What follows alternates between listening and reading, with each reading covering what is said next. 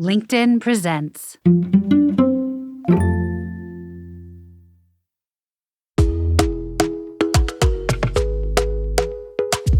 Good morning. I'm your host, Michael Kovnat, and this is the Next Big Idea Daily. Quick masterclasses from the best new nonfiction in under 15 minutes. Make sure you're following the show to get new episodes and sign up for our free companion newsletter using the link in the episode notes. So we're in a new economic moment now, aren't we? Donald Trump's tariff regime is in full effect, though it may be a while before we know whether it actually delivers on its promise to bring back American jobs. But tariffs aren't the only way to spark industry and innovation. In fact, Nicholas Lalla has a very different idea.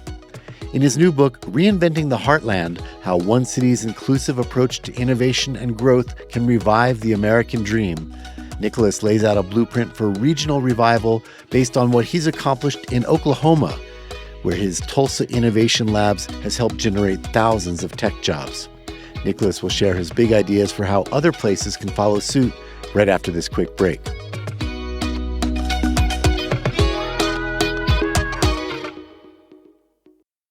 From LinkedIn News, I'm Leah Smart, host of Everyday Better, an award-winning podcast dedicated to personal development. Join me every week for captivating stories and research to find more fulfillment in your work and personal life. Listen to Everyday Better on the LinkedIn Podcast Network, Apple Podcasts, or wherever you get your podcasts.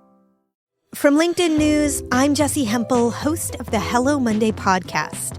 Start your week with the Hello Monday podcast. We'll navigate career pivots. We'll learn where happiness fits in. Listen to Hello Monday with me, Jessie Hempel, on the LinkedIn Podcast Network or wherever you get your podcasts.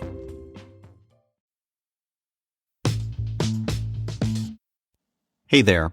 I'm Nicholas Lalla, and I'm the author of Reinventing the Heartland. My day job is an urbanist. I work at the intersection of emerging technology and economic development, which means that I partner with cities to harness tech and innovation to create good jobs. I'm here today to give you 5 insights from the book. Before I jump in, though, let me give you an overview of what Reinventing the Heartland is all about. Look, every city in America wants to become a tech hub, yet so few succeed, and that's the problem. Big coastal cities dominate the U.S. innovation system. Tech jobs, venture capital, and R&D are concentrated in San Francisco and New York, leaving the broad middle of the country out. This alienation causes political polarization, exacerbates inequality, and hinders America's global competitiveness. To thrive in the 21st century, mid-sized cities across the heartland must build innovation economies of their own. The middle matters, and heartland cities need to reinvent themselves for the innovation age.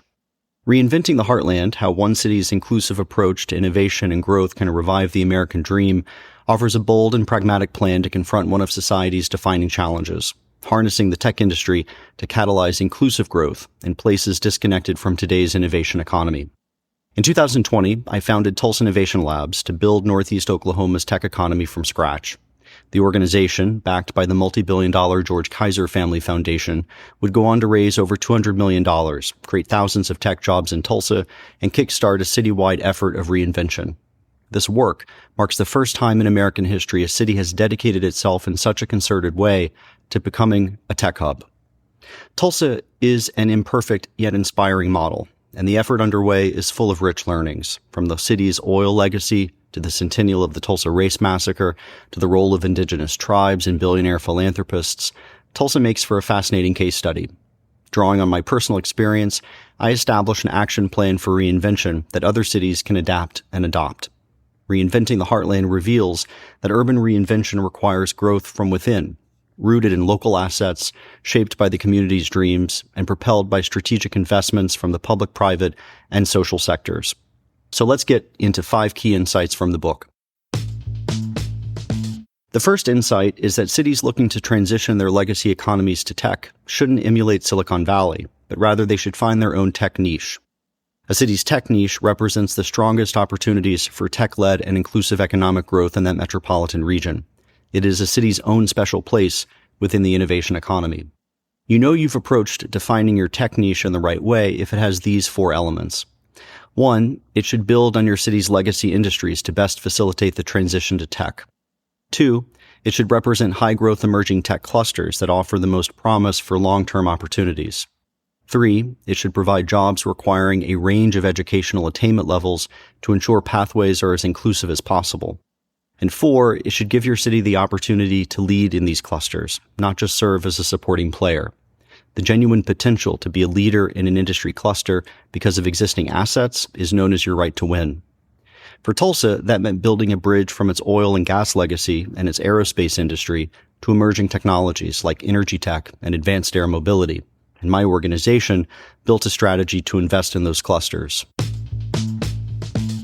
The second insight is that cities looking to adjust course need to cultivate leaders who can see cities from the outside, who bring a critical lens to civic ecosystems and challenge the status quo. Because the hard truth of the matter is that if you're a city looking to pivot to tech in 2025, then your economic development practices probably haven't been working as well as they could.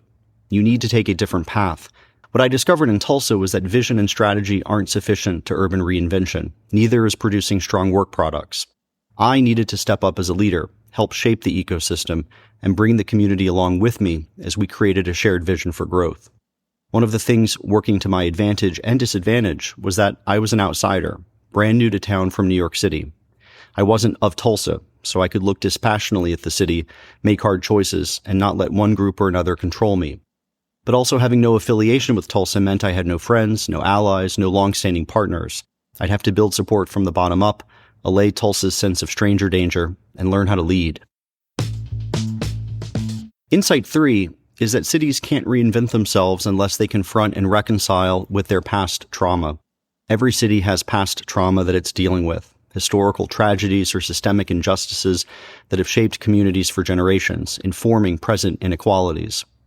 For Tulsa, that was the 1921 race massacre that destroyed the city's thriving black neighborhood Greenwood, also known as Black Wall Street.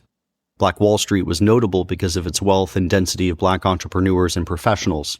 A white mob razed the neighborhood to the ground, killing hundreds, and state and local officials swept it all under the rug for decades. But through the centennial of the event, in 2021, Tulsa embarked upon a community-wide process of reconciliation. It exhumed graves to properly account for the dead. It built a museum to memorialize the horrific event. And importantly, it launched initiatives to invest in Tulsa's black entrepreneurs. Which gets me to another important point, which is that despite the backlash against DEI, cities need to recognize that minoritized people, whether it's black entrepreneurs or women in tech or immigrant engineers, are vital economic actors, and that cities and economies thrive when everyone can participate. This is the heart and soul of DEI, which I will say should also better take into account geographic and class inequalities. The key point, though, is that cities should acknowledge that inequality exists, that people don't have equal opportunity, and then take responsibility to foster a more inclusive innovation ecosystem. To do so, they need to create DEI interventions that support people who have historically been shut out of tech. If this is done in the context of a broader acknowledgement of the past while investing in the future, communities can prosper together.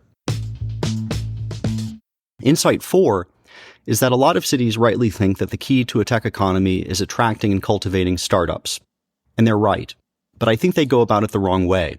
Rather than focus on the startup, cities should focus on their existing corporations. Let me explain. Many cities try to attract any and all startups they can, with little results. Business attraction won't be their saving grace. I've also seen cities very nobly try to build a local entrepreneurial culture and support small businesses. This is a necessary step, but it takes a long time to bear fruit. And most startups fail, and most new bakeries or restaurants won't have significant economic impact. I think the better approach, if you're kickstarting a tech economy in the near term, is to start by understanding the talent and innovation needs of your existing corporations. These are large and established companies that already employ a lot of people. Then work to find startups that meet those needs. And so you're leveraging existing companies and the ecosystems they've built to attract and cultivate new firms. And the value proposition for the startup is strong when they can grow in a city with ready-made partners and customers. So cities need to connect the old firm with the new firm. Insight 5 is that especially with a constricting federal government, philanthropy will need to step up and help cities fund economic development projects. In fact, for many cities, just like in Tulsa, the social sector will be a central part of your economic development coalition. So you'll need to understand how to fundraise and how to manage community foundations, family offices, philanthropies, and high net worth donors. For me, there's 2 lessons from my experience in Tulsa.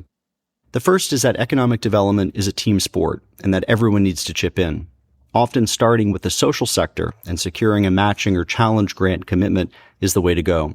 That incentivizes others to become capital partners. Philanthropy can help bring the public and private sectors together to advance inclusive growth efforts.